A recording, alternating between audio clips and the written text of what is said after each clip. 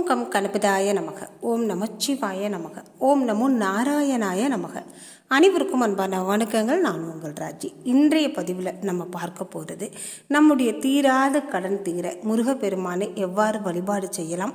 முருகப்பெருமானுக்கு உரிய இந்த ஒருவரி மந்திரத்தை சொல்லி நாம் வழிபாடு செய்தால் நிச்சயமாக கடன் தொல்லையிலிருந்து விடுபடலாமுங்க. முருகப்பெருமானுக்கு உரிய நிறைய வழிபாடுகள், மந்திரங்கள், ஸ்லோகங்கள் இருக்குது. அந்த வகையில் முருகப்பெருமானை இந்த மந்திரம் சொல்லி நாம் வழிபாடு செய்தால் நம்மளுடைய தீர்க்க முடியாத எப்பேற்பட்ட கடன் பிரச்சனையாக இருந்தாலும் அந்த கடன் பிரச்சனையிலிருந்து விடுபட முருகப்பெருமான் நிச்சயமாக நமக்கு அருள் புரிவார். செவ்வாயின் அதிபதியாக விளங்கக்கூடிய முருகப்பெருமானை செவ்வாய்க்கிழமைகளில் செவ்வாய் ஹோரையில் இந்த வழிபாடு செய்வது இன்னமும் சிறப்பு. செவ்வாய்க்கிழமையில் செவ்வாய் ஹோரையில் ஆரம்பித்த இந்த வழிபாடை தொடர்ந்து நம்ம செஞ்சுட்டு வர்றப்ப நிச்சயமாக கை மீது பலன் கிடைக்குங்க. மனிதனுடைய தீர்க்க முடியாத பிரச்சனைகளில், அதாவது வேறு என்ன பிரச்சனை வந்தாலும் நம்ம எப்படியாவது சமாளிச்சிடலாம். இந்த கடன் பிரச்சனை அப்படிங்கிறது ரொம்பவுமே தீர்க்க முடியாத ஒரு பிரச்சனை. மன உளைச்சல் அதிகமாகும், மன கவலை அதிகமாகும். இந்த கடன் பிரச்சனையால் நிறையா பேர் வாழ்க்கையவே வெறுத்து போயிடுற அளவுக்கு இந்த கடன் பிரச்சனை துன்புறுத்தும். இந்த கடன் பிரச்சனையிலேருந்து நம்ம விடுபடணும் அப்படின்னு நினைச்சிங்கன்னா முருகனுடைய திருப்பாதத்தை சரணாகதி அடைஞ்சிருங்க. முருகனை இறுக பற்றி கொள்ளுங்க. நிச்சயமாக நாம் கடன் பிரச்சனையிலிருந்து விடுபடலாம். இந்த வழிபாடு செய்கிறதுக்கு உங்கள் வீட்டில் வேல் இருந்தால் வேல் வைத்து வழிபாடு செய்யலாம். வேல் இல்லை என்றாலும் பித்தளையிலையோ செம்பிலையோ ஒரு சிறிய அளவிலான வேல் வீட்டுக்கு வாங்கிட்டு வாங்க. வேல் இருக்கும் இடத்தில் வினைகள் எல்லாம் தீர்ந்து போகுங்க. முருக வழிபாட்டில் வேல் வைத்து வழிபாடு செய்வது அப்படிங்கிறது மிக சிறப்பான ஒரு வழிபாடு. நம்ம வீட்டில் வேல் வைத்து நம்ம வழிபாடு செய்கிறப்ப எதிரிகள் தொல்லை இருக்காது. ஏவல், பில்லி, சூனியம் இதை கண்டு நாம் பயப்பட வேண்டியதில்லை. நம்ம எந்த விதமான கெட்ட சக்திகளும் நம்மை நெருங்காதுங்க. வேல் வைத்து வழிபாடு செய்வது அப்படிங்கிறது அவ்வளவு ஒரு மிகப்பெரிய ஒரு வழிபாடு. முருகப்பெருமானை வைத்து வழிபாடு செய்வதோடு அவருக்கு உரிய அற்புதமான அன்னை ஆதி பராசக்தி அவருக்கு வழங்கிய அந்த வேலை வைத்து நாம் வழிபாடு செய்கிறப்ப வந்த வினையெல்லாம் அகன்று போகும்.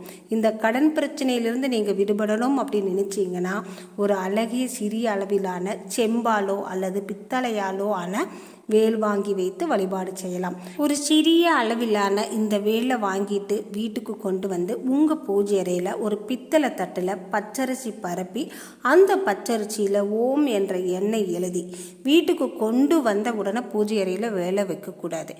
எப்போவுமே எந்த ஒரு தெய்வ சிலைகள் நம்ம வாங்கிட்டு வந்தாலும் நேரடியாக கொண்டு போய் பூஜை அறையில் வைக்கக்கூடாதுங்க. அந்த சிலையை மஞ்சள் நீராலும் பாலாலும் அபிஷேகம் செய்து நீரால் நல்லா சுத்தப்படுத்திட்டு சந்தனம் குங்குமம் வச்சுட்டு அதுக்கப்புறம் தான் நம்ம பூஜை அறைக்கு கொண்டு போகணும். வேல் வாங்கிட்டு வந்தீங்கனாலும் அந்த வேலுக்கு மஞ்சளாலும் குங்குமமாலும் திருநீராலும் பன்னீராலும் பாலாலும் அபிஷேகம் செய்யுங்க. அபிஷேகம் செய்துட்டு சுத்தமான தண்ணீர் ஊற்றி கழுவிட்டு சந்தனம் குங்குமம் வைத்து பூஜை அறையில் பச்சரிசி பித்தளை தட்டில் பரப்பி ஓம் என்ற பிரணவ மந்திரத்தை பச்சரிசியில் எழுதிட்டு 2 செவ்வரளி மலர்களை போட்டுட்டு அதன் மீது இந்த வேலை வைக்கலாம். வேல் வைத்து வழிபாடு செய்வது வினைகள் அனைத்தையும் தீர்ந்து போகும். நம்ம வீட்டில் வேல் இருக்குது அப்படின்னா கஷ்டம் துன்பம் எதுவுமே நம்மை அண்டாதுங்க. தேவையில்லாத பிரச்சனைகள் நம்மை அண்டாது. வேல் வைத்து வழிபாடு செய்பவர்கள் வெள்ளிக்கிழமை, செவ்வாய்க்கிழமை, அமாவாசை, பௌர்ணமி நாட்களில் வேல் வழிபாடு செய்வது ரொம்பவுமே சிறப்பு. இந்த கடன் பிரச்சனை தீரணும் அப்படின்னு நினைக்கிறவங்க செவ்வாய்க்கிழமை 6லிருந்து 7 மணிக்குள்ளே செவ்வாய் ஹோரை இருக்கும். அந்த நேரத்தில் செவ்வரளி மலர் வாங்கி வைத்து வழிபாடு செய்யுங்க. நம்ம இன்னைக்கு பார்க்குற இந்த மந்திரம் ஒரே ஒரு வரி மந்திரம் செவ்வாய் ஹோரையில் நீங்கள் சொல்கிறப்ப செவ்வாய்க்கிழமை செவ்வாய் ஹோரையில் செவ்வாயின் அதிபதியாக விளங்கக்கூடிய முருகப்பெருமானின் அற்புதமான வேலை நினைத்து வழிபாடு செய்கிறப்ப நிச்சயமாக எப்பேற்பட்ட கடன் பிரச்சனையாக இருந்தாலும் விடுபடலாமுங்க. இது அனுபவபூர்வமான உண்மை. அதாவது நம்ம வழிபாடு செய்து நிறையா பேர் வழிபாடு செய்து நிறைய பலன் அடைஞ்சிருக்காங்க. இது உண்மையிலும் உண்மை. அதனால் ஒரு முறை இந்த வேல் வழிபாடு செய்யுங்க. இந்த மந்திரத்தை சொல்லி வழிபாடு செய்யுங்க. கை மீது பலன் கிடைக்கும். இந்த மந்திரத்தை செவ்வாய்க்கிழமை மட்டும்தான் சொல்லணுமா அப்படின்னு கேட்டிங்கன்னா இல்லை, உங்களால் முடிஞ்ச எப்போ வேணாலும் சொல்லலாம். செவ்வாய்க்கிழமை செவ்வாய் ஹோரையில் சொல்கிறப்ப நல்ல பலன் கிடைக்கும். அந்த மந்திரத்தை நம்ம காலை மாலை இருவேளையும் சொல்லலாம். ஒரு நாளைக்கு 108 முறை சொல்வது நல்லது. 108 முறை சொல்ல முடியல அப்படின்னாலும் ஒரு 6 முறையாவது தினம்தோறும் இந்த மந்திரத்தை சொல்லி நம்ம முருகப்பெருமானை நினைத்து வழிபாடு செய்கிறப்ப நம் துன்பம், கஷ்டம், பிரச்சனைகள் அனைத்தும் நீங்குங்க. ஓம் த்ரீம் சரவணபவ என்ற மந்திரத்தை சொன்னால் செல்வ நிலை உயரும். இந்த பதிவில் நம்ம சொல்லக்கூடிய ஓம் சம் சரவணபவ என்ற இந்த மந்திரத்தை சொல்கிறப்ப கடன் கஷ்டம் அனைத்தும் நீங்கி போகுங்க. கடன் கஷ்டம் அனைத்தும் நீங்கணும், கடன் பிரச்சனையிலிருந்து விடுபடணும் அப்படின்னு நினைக்கிறவங்க இந்த மந்திரத்தை தினம்தோறும் சொல்லி வழிபாடு செஞ்சுட்டு வாங்க. நிச்சயமாக நல்ல ஒரு பலன் கிடைக்கும். வேலுக்கு தினம்தோறும் விளக்கேற்றி வைத்து வழிபாடு செய்யுங்க.